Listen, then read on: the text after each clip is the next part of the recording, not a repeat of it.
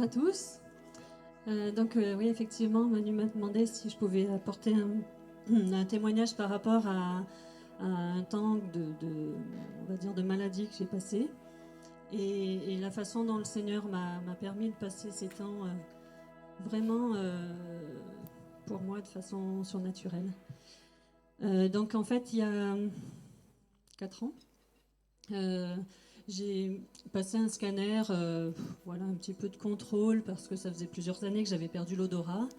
Et puis on se dit il y a peut-être des petits polypes au niveau des sinus, donc voilà. Comme je ne suis pas de nature inquiète habituellement, et puis l'ORL que j'avais vu n'avait pas l'air d'être plus stressé que moi. Donc du coup il m'avait dit bon ça serait quand même bien de passer un scanner un jour, et puis comme ça on sait quoi. Et puis, donc j'ai attendu assez longtemps pour passer ce scanner. Et puis il s'avère que quand je passe ce scanner, on me dit vous repartez pas, le radiologue voudrait vous voir, etc. Non, en fait d'abord je suis partie, et puis on me rappelle pendant que j'étais en train de faire la queue pour la facturation. On me dit on aimerait bien vous faire un deuxième scanner pour contrôler quelque chose. Ok, bon voilà, je reviens. Et puis là, la secrétaire dit oui, Madame Lambotin est arrivée pour le scanner cérébral. Ah bon. Je me suis dit, bon, je devais passer un scanner cérébral, je pensais que c'était les sinus, mais bon, pourquoi pas. Et là, j'ai commencé à me dire, il y a peut-être un petit truc qui va pas. Et donc, suite à ce scanner, le radiologue a voulu me rencontrer tout de suite, et là, m'explique qu'en fait, il y a vraiment quelque chose de pas normal. Il me montre les images, et je lui dis, oh, c'est quoi ce machin?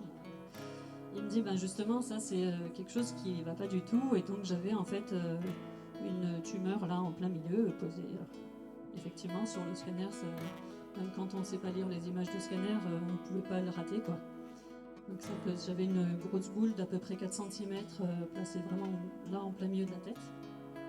Et voilà, il me dit, ben écoutez, il va falloir voir un neurochirurgien, passer un IRM en urgence. Ben je lui dis, ben ok. Et il me dit non mais vous comprenez pas, il faut vraiment que vous fassiez ça vite. Je lui dis ben je sais pas, vous êtes docteur, vous savez que dans la région pour prendre un rendez-vous j'en ai pour minimum 6 mois, voire un an avant de voir tous ces gens-là. Oui, je vais tout faire. Non mais vous connaissez pas du monde, vous êtes infirmière, vous connaissez peut-être du monde pour pouvoir passer avant. Je lui dis ben non, moi je connais personne qui peut me faire passer avant tout le monde. Et puis il insistait, et puis il avait l'impression que je comprenais pas, mais bon, moi je suis comme ça, il me faut, comme dirait mon frère, je suis une diesel, donc il faut le temps que ça monte dans mes pensées avant que je commence à m'inquiéter. Et puis bon, ben voilà, donc tout s'est enchaîné. Pour finir, il a réussi à faire en sorte que je sois hospitalisée le jour même à Lyon. Et arrivé à Lyon, donc en fait, le neurochirurgien vient me voir tout de suite et il me dit ben, vous avez donc une tumeur qui est quand même assez imposante. On ne pense pas que ce soit quelque chose, une tumeur maligne, parce que ça fait longtemps que vous avez des symptômes, et si c'était une tumeur maligne, ça serait arrivé très très vite et vous auriez eu des choses récemment seulement. Et, euh, et voilà, donc il commence à m'expliquer devant ma fille qui était venue avec nous, parce que je ne pensais pas que le chirurgien allait débarquer comme ça tout de suite dès mon arrivée. Voilà, on va vous ouvrir le crâne, on va voilà, faire un scalp, enlever l'os, enlever la tumeur, remettre l'os. Enfin oui, il m'explique tout en détail. Et je dis ah oui d'accord, je regardais ma fille, je me dis qu'est-ce qui se passe. Bon, et puis comme je mets toujours du temps à réagir, donc sur le coup ça allait quand même. Et puis dans la nuit, là vraiment sont venues les angoisses. Des angoisses que j'avais jamais connues ni imaginées en fait. Vraiment euh, incontrôlable. J'ai passé, je pense, une partie de ma nuit et puis les 2 jours qui ont suivi à pleurer, pleurer, pleurer, pleurer, pleurer. Extrêmement angoissée, extrêmement. C'était pas l'angoisse de la mort pour moi, c'était plus l'angoisse de ce que j'allais imposer à ma famille.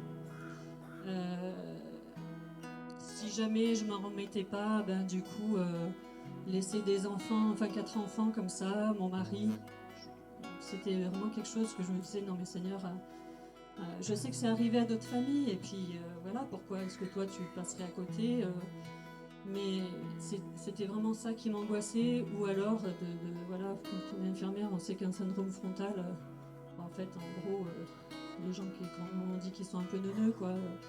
Donc je ne me voyais pas être accompagnée par mes filles comme si j'étais un enfant. Voilà, je me disais qu'est-ce qui va se passer, et c'est plus tout ça qui me faisait peur, mais surtout au-delà de la peur, parce que au niveau de mon raisonnement, je me disais que c'était pas vraiment nécessaire d'avoir peur. Les chirurgiens avaient été assez rassurants, mais c'était ces angoisses qui me saisissaient, et je me disais, mais Seigneur, quand même, je suis une enfant de Dieu, je sais que tu es le Dieu de paix, et pourquoi est-ce que j'ai ces angoisses? Faut vraiment que tu interviennes, quoi. Mais c'était incontrôlable. Et sur ces événements, donc j'étais à l'hôpital, et j'ai une de mes nièces qui m'a envoyé une vidéo avec un chant. Bon, c'est un chant qui dit encore aujourd'hui tu déplaces les montagnes, encore aujourd'hui tu fais des miracles, encore aujourd'hui, etc. Mais ce chant m'a porté pendant des jours et des jours. Chaque fois que je ressentais ces angoisses, j'écoutais ce chant, et je sentais vraiment la paix de Dieu venir dans mon cœur, et je me sentais vraiment pardon, paisible, apaisée. Et vraiment, j'ai senti que dès que je mettais de la louange, je mettais des chants qui parlaient des promesses du Seigneur, les choses n'étaient plus intellectuelles, mais vraiment pénétrées au fond de mon cœur, et tout à coup, j'étais vraiment dans une paix que je pouvais même pas expliquer comment je pouvais être dans de telles angoisses quelques minutes avant, et juste le fait de louer le Seigneur, la façon dont la paix de Dieu m'envahissait, c'était très fort. Et puis, forcément, je continuais à me poser beaucoup de questions.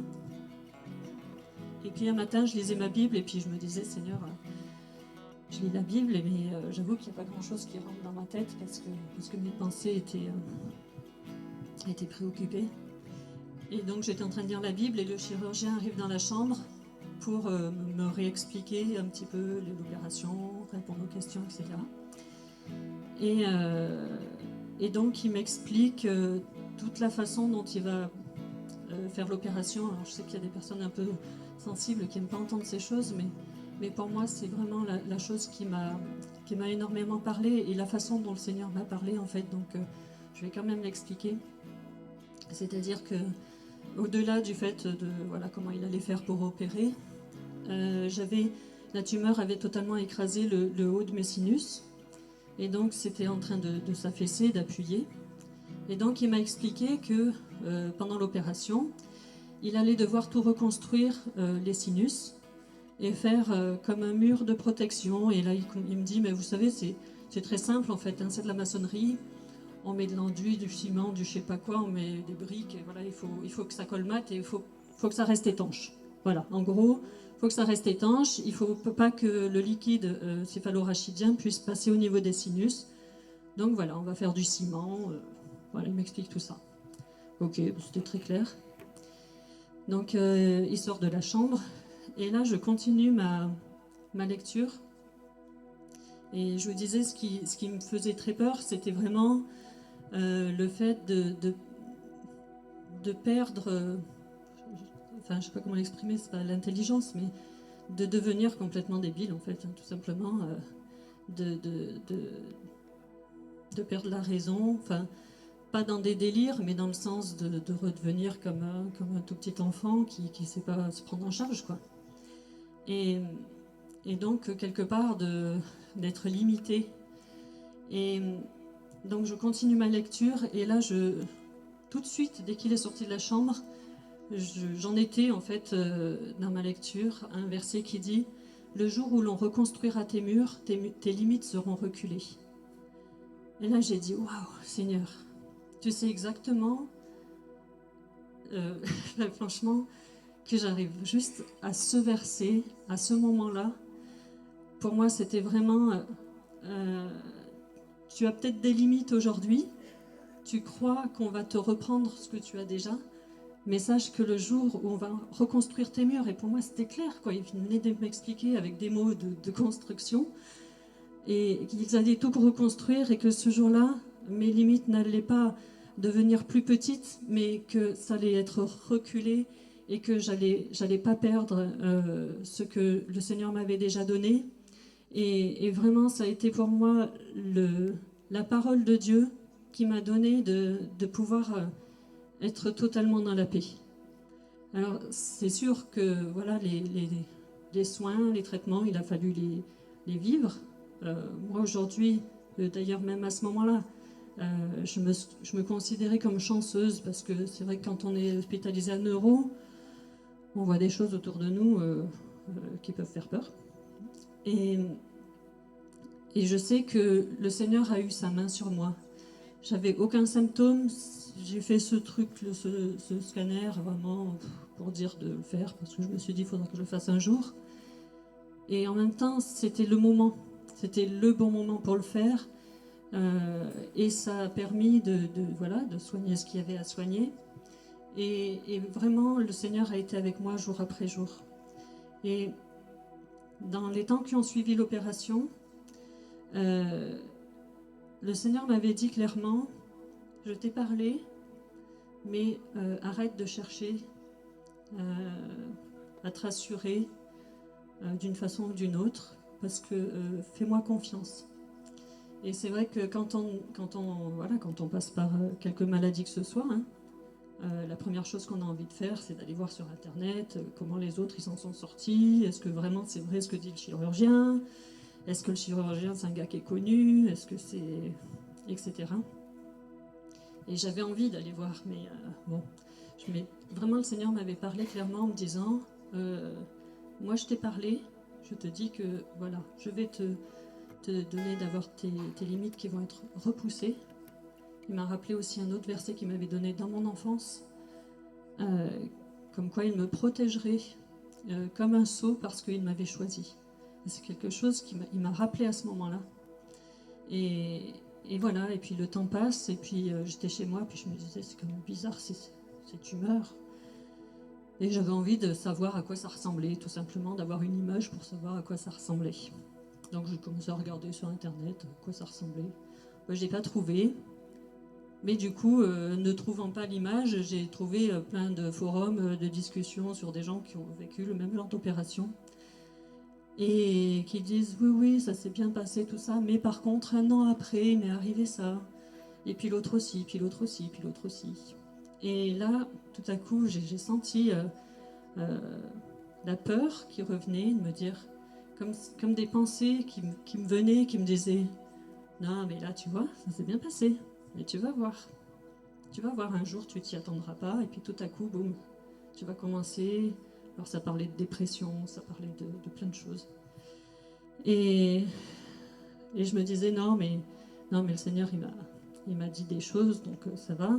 Mais quelque part, ça revenait, tout ce que je venais de lire. Et c'est pas des choses que j'ai cherché à lire, mais je suis tombée dessus en cherchant autre chose, quoi. Et ça a duré comme ça pendant un jour ou deux, et puis je sais même plus combien de temps ça a duré. Et tout à coup, le Seigneur m'a rappelé, il m'a dit, je t'avais dit de pas regarder ça, je t'avais dit de te confier en moi. Et là, j'ai vraiment demandé pardon au Seigneur. J'ai dit, écoute Seigneur, je te demande pardon parce que c'est vrai que c'était pas dans mon but au départ, mais par contre, maintenant c'est là, quoi. Maintenant c'est là dans ma tête, j'arrive pas à m'en dégager. Viens à mon secours. Et là, le Seigneur m'a complètement dégagée de toutes ces pensées. Et depuis ce jour, voilà, je me suis plus posé de questions. C'est vrai que voilà, petit à petit, je me suis remise. Mais vraiment, je voulais vous témoigner aujourd'hui de la façon dont peut-être il y a des épreuves auxquelles on ne va pas échapper. Mais la façon dont le Seigneur est capable de venir vous parler, vous toucher exactement dans la chose qui vous fait peur, dans la chose qui est sensible chez vous. Il a une parole pour vous, pour ce domaine-là, pour cette chose sensible. Peut-être qu'il y a des personnes, ils ont des problèmes immenses dans une chose, mais c'est pas ça qui les préoccupe vraiment, c'est la petite chose qui vient toucher la corde sensible. Et le Seigneur, il sait où est votre corde sensible, et il sait exactement à quel endroit vous avez besoin d'entendre sa voix. Et il veut vous parler. Voilà.